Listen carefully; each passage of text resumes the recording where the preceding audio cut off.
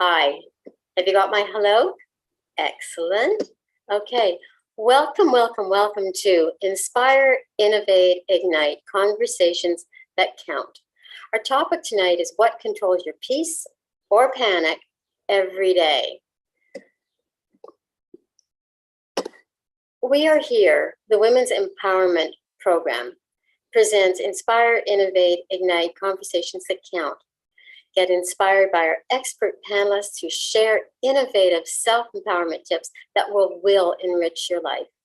Each intimate group of panelists has been hand-chosen for specific topics to ignite deep conversation amongst guests who join live. Showing up live is the very best way to not only learn from the experts, but to engage in discussions and get your very own questions answered live in real time. This series will help you understand the topics at a deeper level so you become empowered to integrate the tips and discussion elements into your day-to-day life. Our topic, as I said, is what controls your peace or panic every day. So today's world is a continuous whirlwind of unexpected changes. Leader or follower, it makes no difference. All are equally challenged. Only you really know how easily overwhelmed you become and how hard it is just to clear of panic. So our panel of 4 experts will share or remind you of new techniques or old techniques you already know and practices to help you get through your day with a little bit more ease. So I'm going to introduce our panelists now. Bear with me just a moment. We start with, I need to get my papers in place, so bear with me if you don't mind. We start with Naomi Martelly. Naomi is compelled by a deep desire for women to have an unshakable relationship with themselves, in which they can hold all parts of their being with love. She supports and guides women in the reconnection and reclamation of their wholeness through heart-centered coaching. The way she facilitates space activates remembrance of the powerful light within. And don't we all need that? Her vision for herself and others is to joyfully live our lives with deep meaning, compassion, and gratitude. Next on our list is Jen Roster. Give us a wave, Jen. There you are. Jen is a conscious law of attraction trainer and teacher of foundational principles of conscious creation. And she would love for you to join her to learn how to implement these key principles so you can consciously create a life that you love. You see, success isn't personal, it's structural. At least that's what Jen says, and I've heard her speak on several occasions, and she's right. She finds a way to make it structural.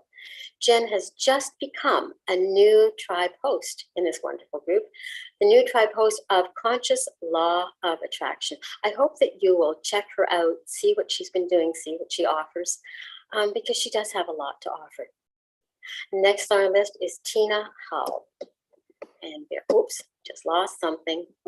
I need to get back to where I was. There she is. Okay. Tina, give us a wave. There you are. Oh, look at that lovely smile, everybody. Tina is a restorative health guide, mindset coach, and Akashic Records consultant. She helps high-achieving women release and heal emotional wounds without having to relive them. What a bonus that is.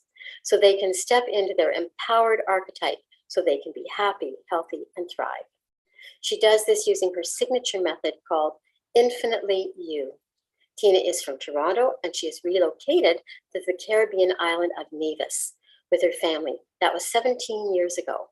She has been in the wellness field for 30 years. You are a true gift to us. Thank you for joining us, Tina. And finally, Kim Tennant. Would you give a wave to our group so people can see your beautiful face as well? Kim has been fascinated by astrology since she was a young child. She would pray to the moon and go to bed reciting the signs of the zodiac in order. Now, that's a tough thing to do. I can't do that. Practicing astrology. She has been practicing astrology for over 20 years. And Kim is another of our brilliant and wonderful hosts. Her tribe is Astrology for Women Tribe. So it's the Astrology for Women Tribe. And we are about to jump right in. Okay. You all know, if you've been on one of my panels before, that I love to ask questions. So most people who experience regular bouts of panic feel they're broken or defective, and they believe that they're the only ones who feel this way or feel this much stress. As our panelists, I'm going to ask our panelists, have you ever been immobilized by panic? So give a moment to think about that. Have you ever been immobilized by panic? Once you got your story, how did you take back control? How do you get back to that peace place? Who'd like to start?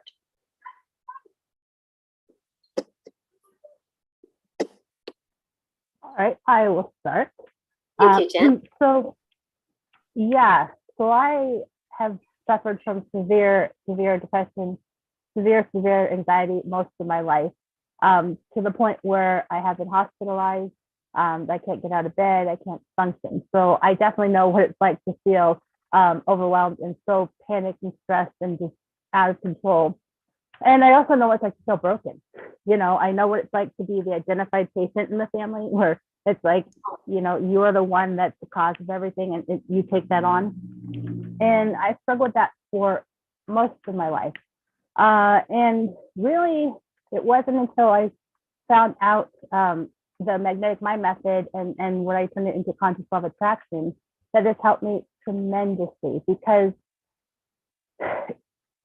really I understood that I'm not broken.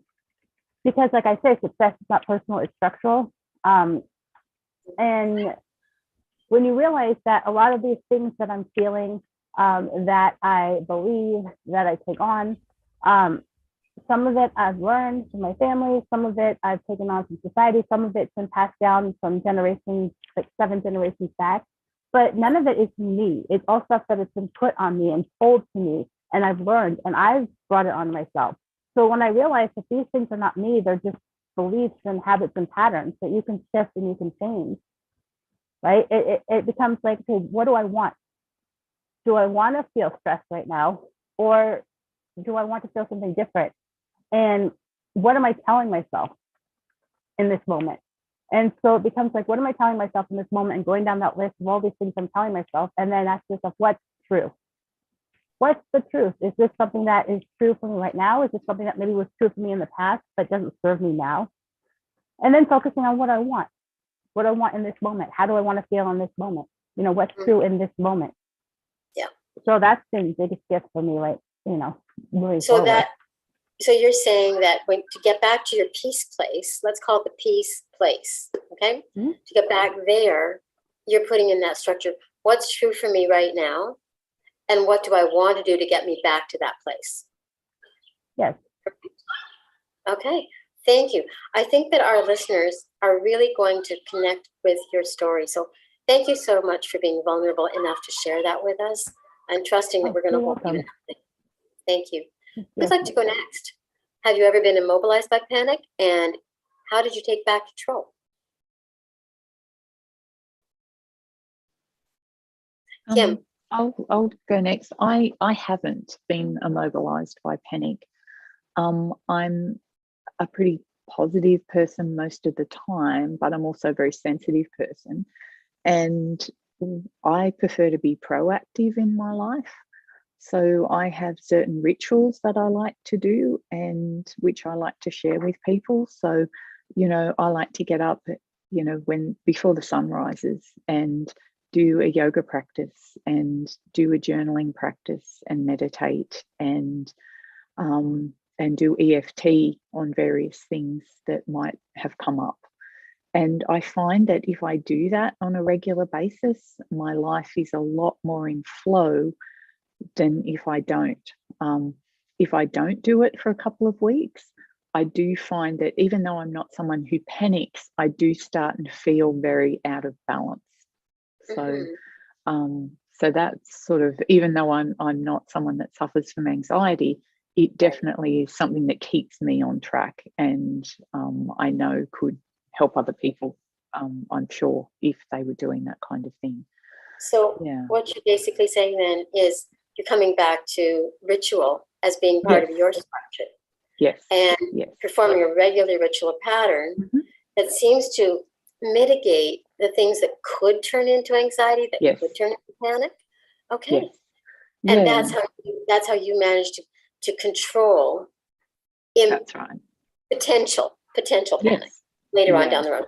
Okay. Yeah. And I also find that if I like time, I need time out a lot because I'm more of an introvert. So I find that if I'm in situations where I actually have to be very busy and I'm around a lot of people, I'm well aware that I need to withdraw at some stage and take some time out, or otherwise that can send me into a bit of a stressful situation. So well, a lot of times when that happens, you're identifying as an introvert, but my guess would also be that you are also an HSP, a highly sensitive person, an empath, yes. which is part of your brain structure. And as a result, you're picking up on other people's that's right thought patterns and feelings and taking them into your body. And so what you're actually doing is your rituals are actually creating the boundaries that tell other people's energies that this is my space, I own it, and not allowing their energies in. Yeah. Unless you choose to. Thank you. So ritual. Right. So we're really talking about structure in both of these scenarios between you and Jen. We're both talking about you having specific structures to protect yourself from your own, I guess, potential moments of panic. Okay. Thank you so much, Kim. That was brilliant and much appreciated. Who'd like to go next? Okay, Naomi. Yeah, I can very much relate to both Jen and Kim. Jen, I can relate to it of having long-term deep depression, long cycles, many cycles, very, very severe anxiety coming in. I've been on medication in the past, way back in the past. That was something that I fought for a very long time because it was wanted to be forced upon me all the time. And I knew that it was not really the pathway for me. And so when I did get to the point where it was basically, okay, I just, I'm grabbing at all these things and I'm in this space though. I needed some help. So I actually had to, I would say I had to bury my stubbornness and my pride and my thinking around this to say and put my hand up and say, yeah, I need something to help me. Now I know it's not the answer. I know it's not long term and it's only just going to be a very short stopgap just to help me get some balance. This was at a particular time where, I was in just a really, really bad place. Now I'm quite high functioning, even in a depressive state. Right. Okay. So it might not look like that I'm depressed, but very, very bad. So I can still function like I'm over functioning, I guess you could say.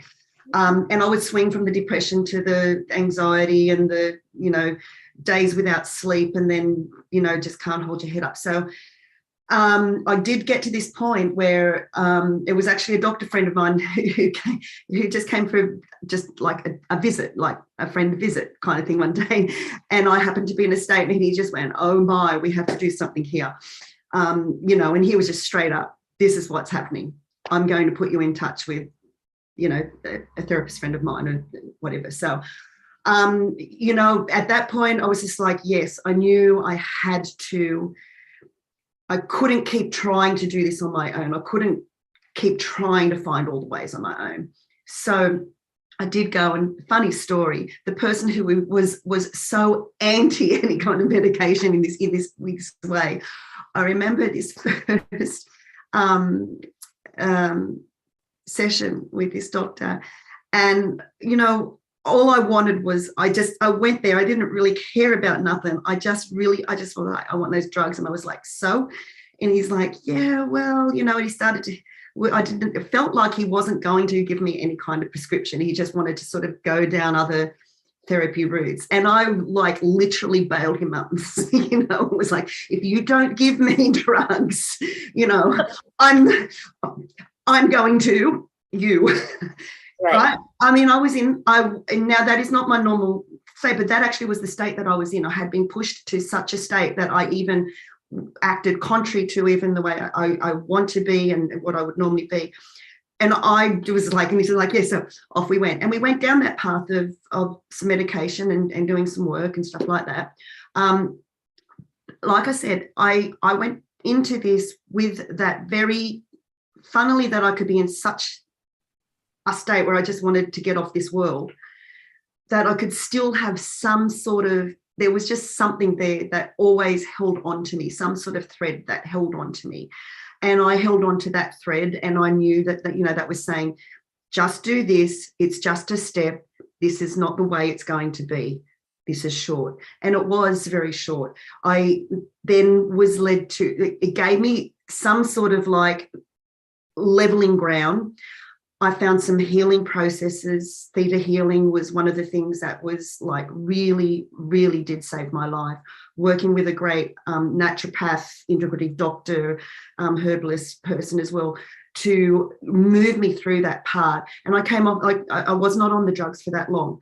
I could see they helped, and then it was like, yeah, okay, now we need to come back to looking for the things. And it was things like healing processes, meditation, yes, treatments like acupuncture, acupressure, being able to do these things for myself, and of course deep inquiry as well. So yeah, I can relate kind of to both of those ways, structure and help. Thank you. This is exactly what people need to hear, is that people who are in a together place in their lives right now, who have got it all together, have gone through what our listeners or our viewers are maybe going through themselves right now. And that, yes, it is temporary with the right or with some sort of intervention. And sometimes we have to give permission to allow that intervention to take place, which is what you did, Naomi. And the fact that you share that shows other people that, yeah, what you're going through is temporary. And looking at all of you, you are all in really good places right now, living your lives and giving back to society and helping people. So yes, we have all been immobilized by panic. And yes, each one of us has our unique series of take back controls to get you back to the peace place. Thank you. Tina, you're the only person we haven't heard from on this one yet. Do you have a story to tell or something to share? Yeah, so I have, being an empath, I've always had what's called clear cognizance. So I have a clear. So I've always known how to stay grounded, how to protect my energy. I know there was one time I was pregnant with my oldest daughter, and I was at a sales company, and I walked into that room, and the energy was so heavy, and it was oppressive. So I walked back out of the room, and I just basically put my arm out as far as it would go. I circled myself 3 times. I walked back into that room, and I was fine. So we all have our things, and it's okay. And it's not weak to ask for help. It's not weak for us to be in this experience. We have moments that we go through, and it's okay. At the end of the day, it's best to, if you need help, ask for it. Don't suffer in silence. It's not necessary. It truly is not. And it really, I've worked with a few clients who have had these experiences, and they hemmed and hawed about medication. I said, listen, just go on the medication for a little while. Don't know how long it's going to be. Right. When you know, we've had a few sessions together, if you feel like it's not working for you and the energy healing is helping, great, you come off of it. There's no harm, no foul. So but don't deny yourself the help if you're needing it, because there is a place for medicine. So we're talking about permission. We're talking about permission, giving permission to do some of the things you may not want to do because it doesn't quite fit with your way of life, but maybe your way of life needs that little extra push or that little extra hand that you're reaching out and grabbing and pulling yourself along up. So thank you, Tina. That is perfect. Can I ask you to stay on with me and answer the next question first? You're going to love this one, okay? We talked about the pain. Let's get to the pleasure, okay? What does peace look like to you? Tell us about your peace garden. So Tina, I've unfortunately been in a narcissistic marriage for 26 years, and my ex, for the last 3.5 years, him and I have lived in the same space. And so I was in the main house, he was in an apartment, and we could have lived and cohabitated without interfering, but being a narcissist, that doesn't bode well for him. So right. He was still in my space, and he was still imposing himself on me as much as he could. I mean, at this point, I am so in my power that a lot of what he said and did didn't affect me as much. And the day he left was my freedom and my peace day. And okay. I can honestly say in 54 years, it's probably the only peace I've had my entire life, looking back. Can you describe for us what that peace felt like in your body? Because people relate to what's in their own bodies, and if they hear what was in yours, maybe it'll show them, yeah, I do have a small piece of peace. Can you share that with us, please? Yeah, of course. So, and I didn't even realize that I wasn't in peace. So this is the tricky part, right? So when they left, it was this lightness. It was I felt a weight and a heaviness leave me, and it felt clean and clear, and I just felt like I was coming back to myself again. It was amazing, I must say. And I felt bad feeling that way in a little bit, because I was like, oh, you don't want anybody else to feel like they've been bad to you or they've imposed themselves on you. But it was beautiful. It was just this lovely space where you just allowed me to feel more expansive. There you go. The peace is that lovely space where you feel more expansive. Okay. Let's move this to our next panelist, who's going to tell us what their peace place feels like in their bodies. Let's see how the picture comes together. Who'd like to go next? Naomi. Yeah, I think mine's very similar. Expansiveness is a beautiful way to explain it. It's lightness also. So it is that, and literally it is that physical tension that just lifts and melts in my body. So like Tina said, she didn't realize that she wasn't even in peace. I went around not even realizing that I was in this highly stressed state myself. The tension and the tightness felt absolutely normal to me. So yes, when I had, especially those first moments, those first realizations, super light. And first of all, I become aware of the tension, and then it's like, oh, there it goes. For me, particularly in my heart space, my chest space, and my solar plexus is where I really feel the grip just lets go. And there's a softness, a lightness, an expansion, a warmth. Softness, lightness, expansion, warmth. It goes along with what Tina said about the expansion and the lightness. So that's what our peace place feels like, our peace garden that's inside our bodies already. We don't have to bring it in from anywhere else. The moment you get there, you feel that flowering.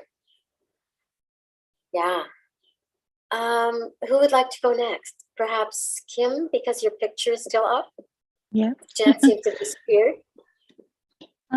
For me, peace feels like there's a sense of balance inside. Like I feel completely balanced.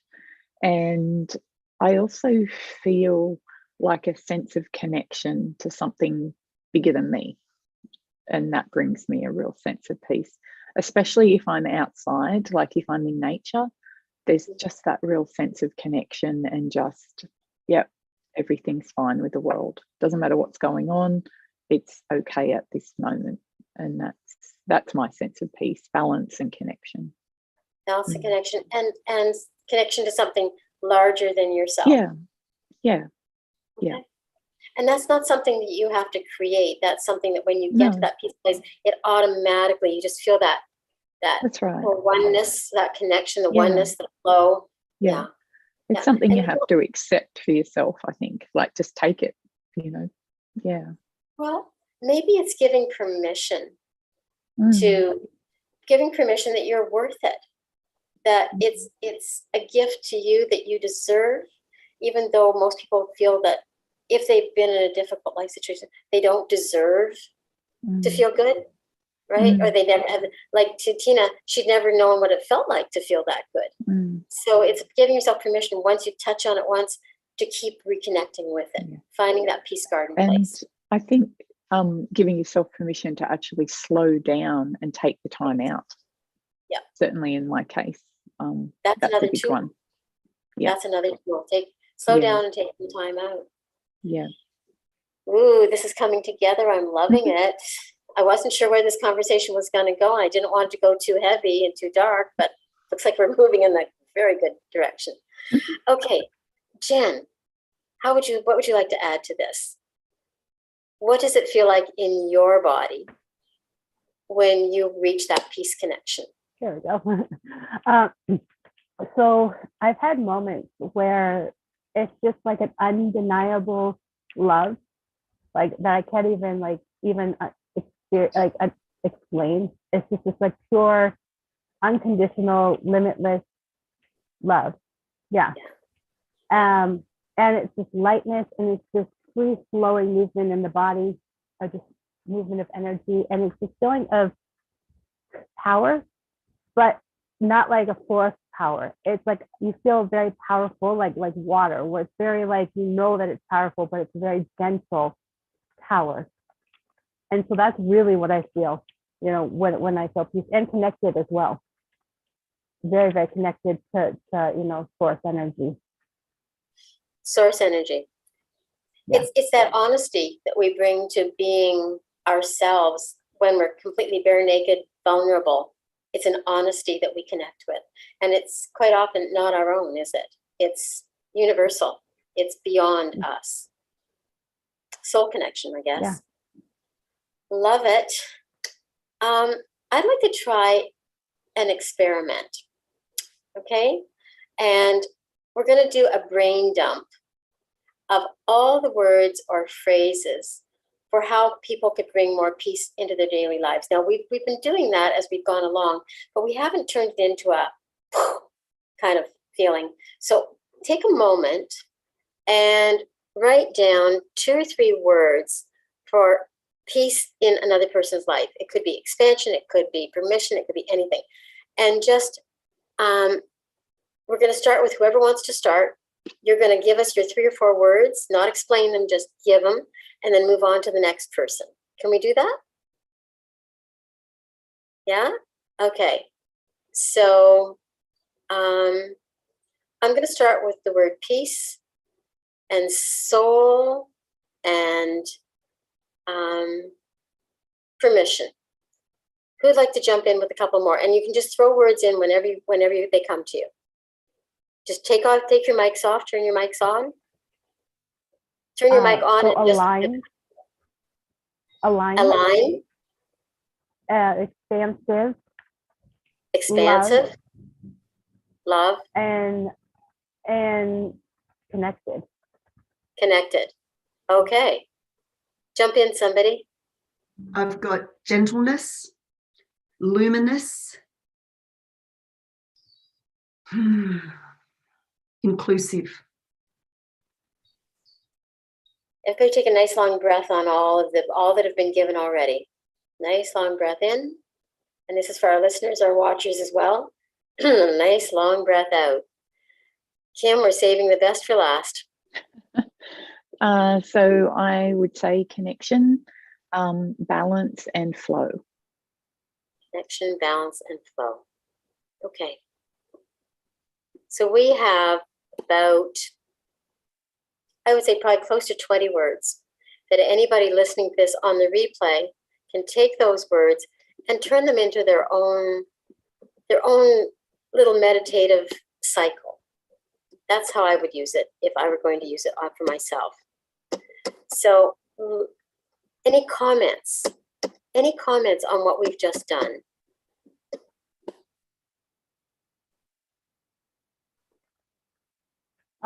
Well, you know, with feelings, you can choose how you feel in any given moment.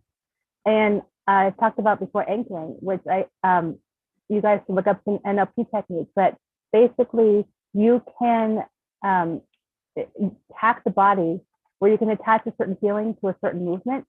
And so if you want peace, for example, you can set the feeling of peace to like touching your knuckles, and your body will connect those to the feeling with the movement. And so anytime you want to feel peace, you can touch that knuckle and your body will physiologically respond. And so these words be really good for anchoring. You just create different anchors for the different words. And then anytime you want to feel that way, you just, you know, do the movement. Okay, that I think is a really good tool. I think that's a really powerful, empowering tool. So take any of the words that you just heard: luminous, expansiveness, permission, connection. I didn't write them down. I intended to, but they came so fast. And as Jen said, connect them to some feeling that you put onto your body. It could be here, it could be on your throat, it could be on your knuckle. Jen, you're saying anywhere on your body that feels right, maybe even on your third eye. And see how much deeper you can take that feeling to create the peace. Okay. Just give me a moment. Has anybody else got anything they would like to add to this?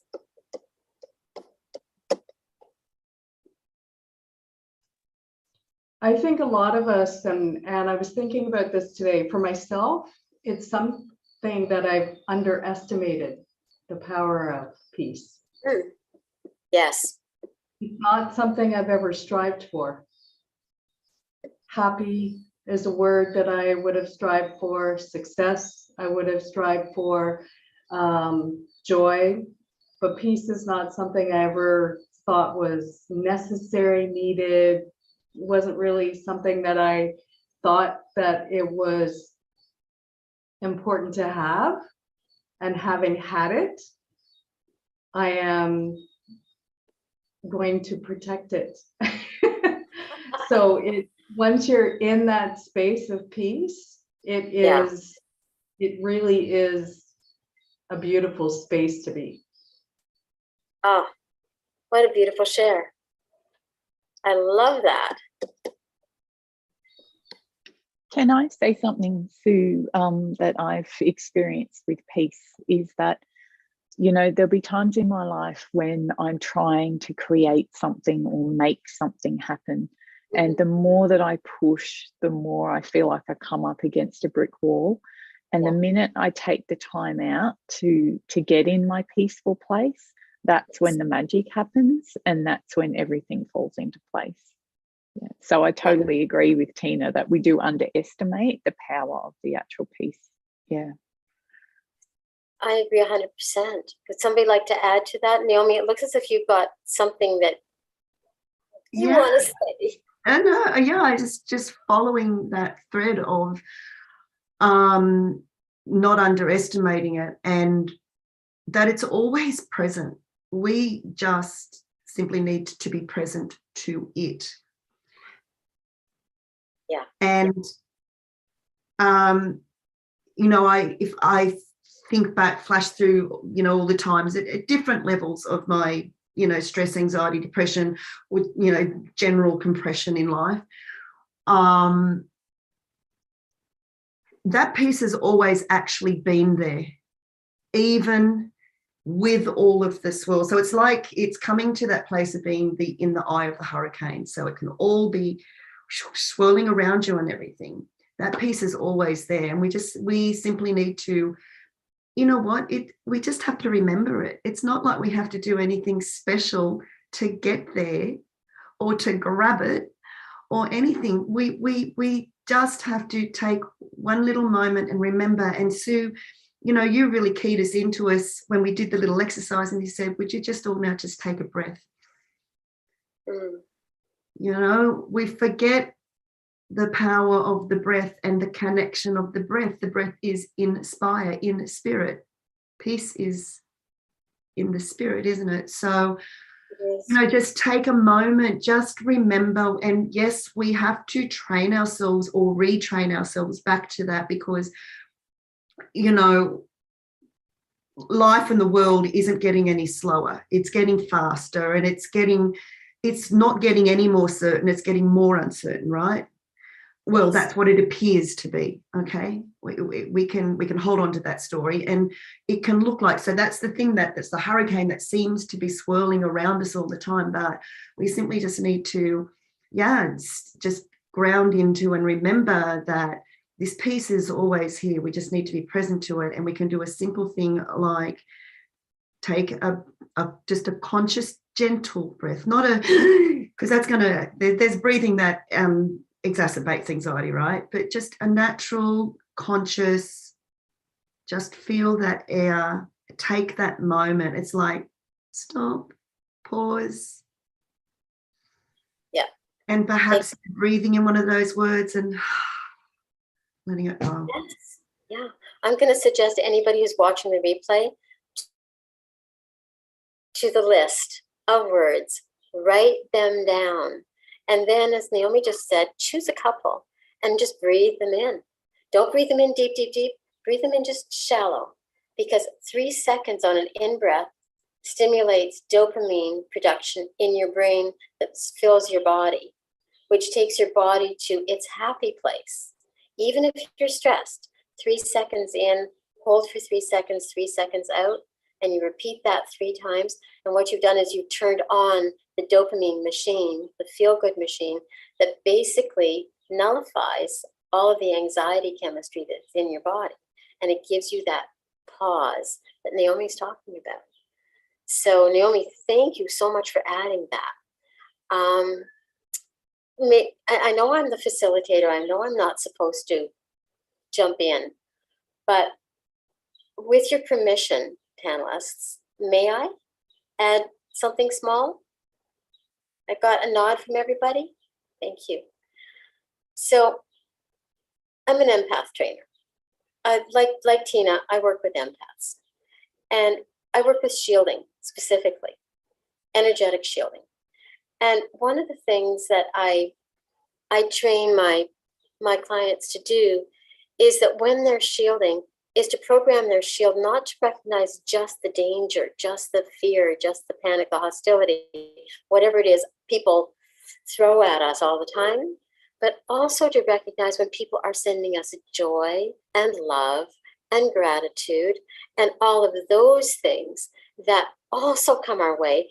But because we're so busy dealing with all the negative stuff, we don't notice it, and it just goes beyond us. And that way we're not broadcasting our return to sender message, which is thank you. I've taken that into my body. It's mine, and you've given it to me. It's a gift. So thank you. So I'm sorry, I didn't mean to jump in on top of you all, but I had to say it. So thank you for letting me. Okay. Anybody else want to add to what Naomi and Tina and Jen, does anybody else have anything to say on this piece of it?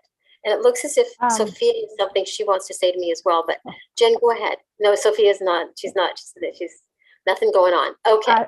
I was just going to say that, you know, every feeling that we have has a certain chemical cocktail that it releases to the body. Yes. And so what happens is that when we're in a chronic state of stress and pain and worry and doubt, our body gets addicted to those feelings and those chemicals, like literally it gets addicted. So, you know, stepping into the feelings of peace and all these other feelings that we said every day and meditating on those every day to allow our body to know that it's safe to feel that way, to allow our body to get those chemicals and to become more addicted to those chemicals of those feelings. you know, and it has to be like a daily practice to reprogram your mind and your body, because your body is literally addicted to that feeling. And so anytime like you start to feel peace, your body goes, wait a minute, you know, where's my dose of the anxiety chemical, you know, and it pulls you back. And so it's just this constant, this is safe, this is safe, this is safe every day, stepping into it every day and every day and every day until your body says, okay, I can let go. This is safe now. I know what this feels like. I'm addicted to this feeling now. So you're basically, you are echoing and validating what Kim is also saying. It's that daily practice of bringing yourself to a peaceful place and turning on that body chemistry. That's the science behind it. And breathing it in and breathing it out. This is an amazing conversation. We have 15 minutes left for this panel. I can't believe it's gone by so fast. Sophia, is there anything that you want to add, or that you're able to see on any of our other streamed platforms?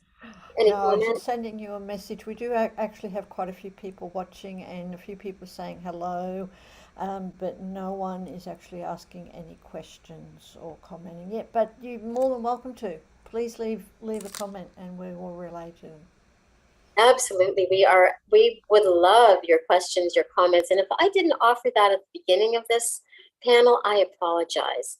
Our panelists are going to be putting their information, their contact information, any offers that they have are going to be going into the chats. And you can do that now, ladies, if you want to, so that anybody who's watching and opens up the chat will be able to see your offers and your contact information. As we're doing that, I'd like to note that, and I'm sure that in every one of our practices, our clients do share their panic stories almost in every session at the very beginning, and then they shift into their joy stories, their win stories, their peace stories. Do you find that sharing your stories helps them to feel safe and trust being able to be vulnerable that way? Because people they'll tell me the beginning of their story, and then 6 sessions in, it's like, oh yeah, did I forget to mention and then later on it's, oh yeah, did I also forget to mention? And it's like, okay, I knew there were pieces that you hadn't given me. So the question I'm asking you is, do you find that when you share your stories back to them, I know that a lot of psychologists say it's not professional to do that because you're opening up too much of your personal space, but how do you personally feel about that?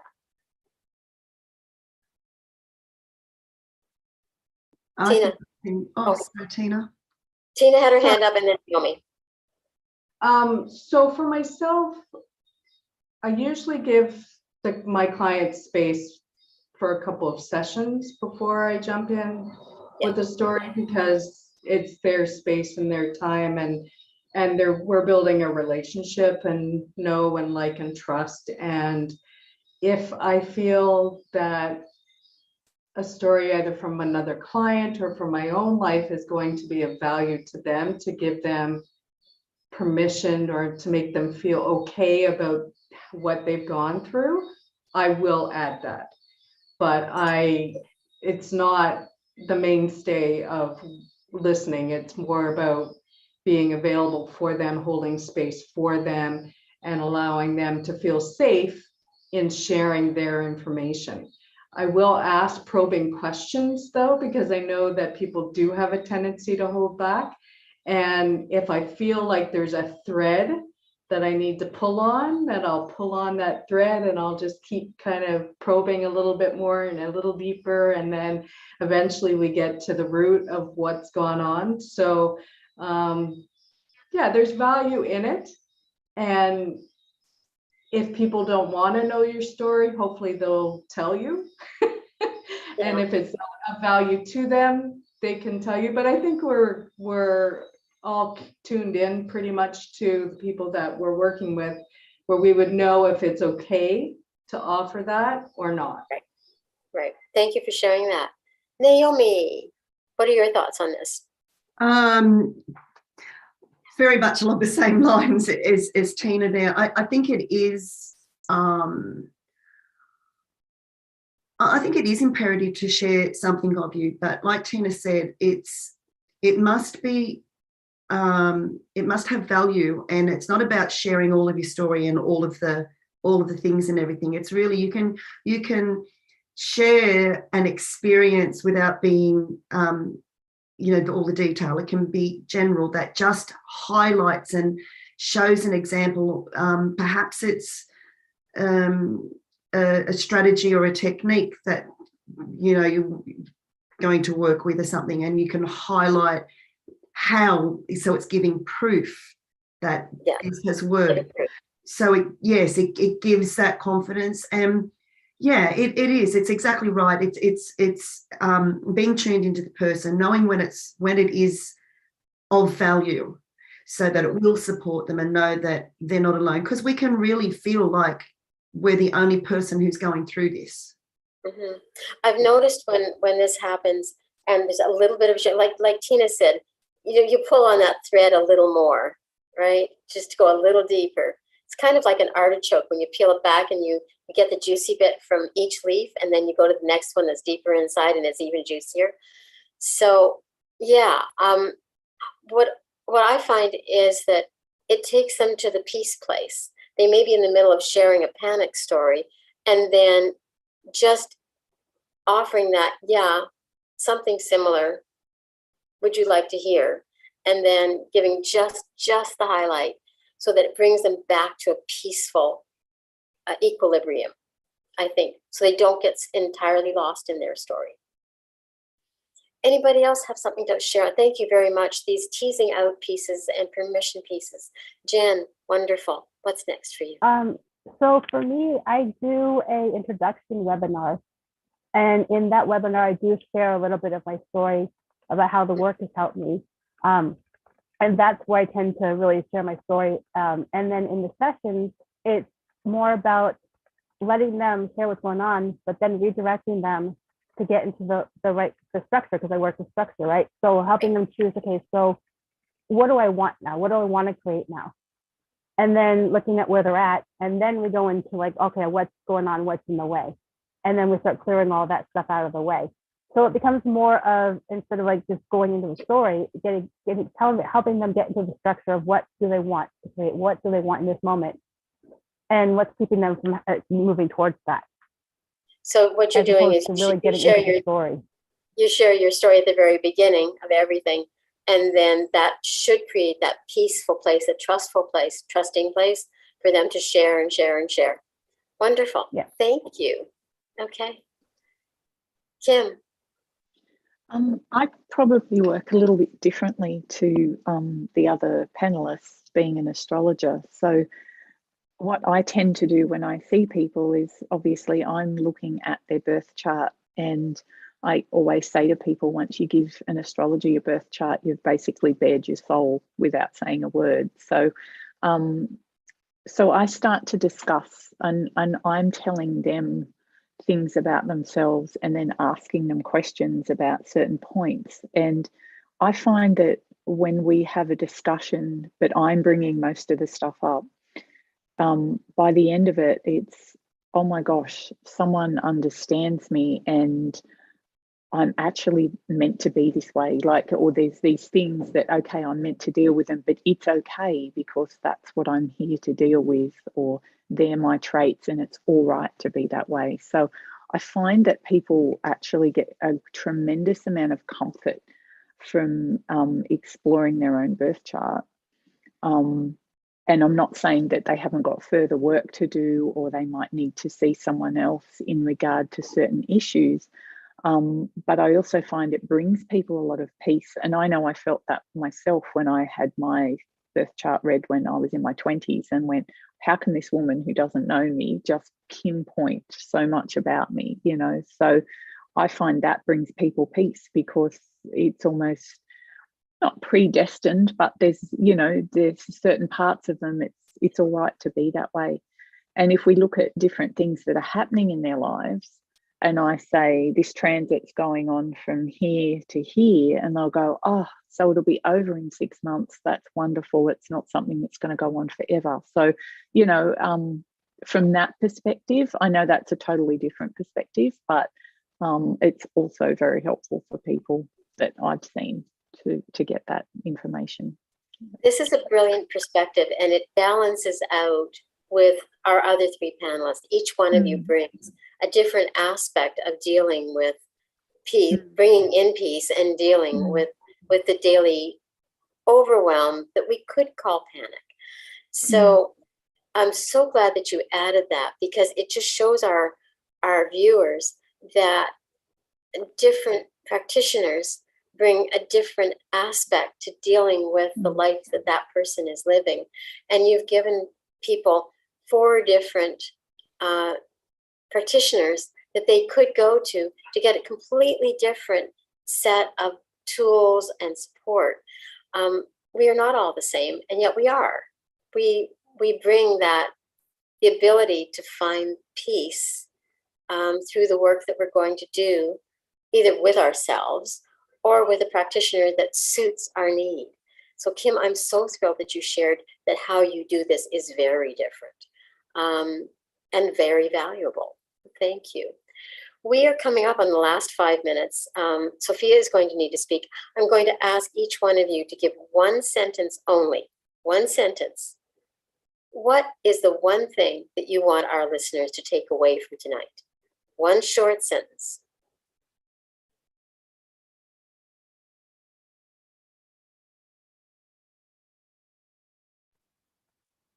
Jen. That they have the power. They have the power, and in themselves, and they can choose to feel any way they want in any situation. It's their choice how to perceive, how to feel. It doesn't matter what's going on outside.